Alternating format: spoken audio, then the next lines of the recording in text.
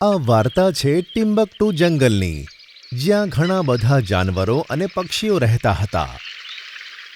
તે બધા એકબીજા સાથે હળીમળીને રહેતા હતા. ત્યાં જ એક બોની અને ભૂરી ચકલીઓ રહેતી હતી. આમના નામ પર તો જરા પણ ન જતા, કારણ કે તે બંને એકદમ અલગ હતી.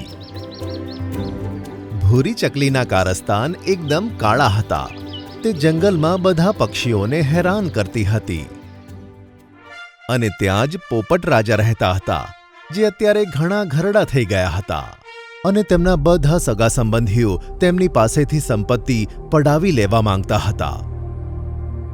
તેથી પોપટ રાજાએ પોતાનો વારસદાર શોધવાનું વિચાર્યું. એક વખતની વાત છે. ટોની ચકલી નદી કિનારે પાણી ભરવા જતી હતી અને તેને આમ કરતા ભૂરી ચકલી જોઈ ગઈ.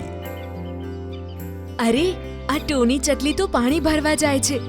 હું એને થોડું હેરાન કરું તો. પછી ભૂરી ચકલી ધીમે ધીમે શાંત પગલે તેની પાછળ જઈને તેને પાડી દે છે. ટોની ચકલી પાણીમાં પડી જાય છે,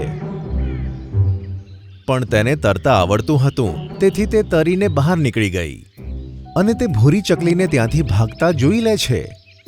આ ભૂરી ચકલીએ તો હદ કરી છે. જ્યારે જુઓ ત્યારે બધાને હેરાન જ કર્યા કરે છે. આજે તો એણે મને પાણીમાં ધક્કો મારી દીધો. હવે તો આની ફરિયાદ આની બહેનને કરવી જ પડશે. ટોની ચકલીને ખૂબ જ ગુસ્સો આવે છે.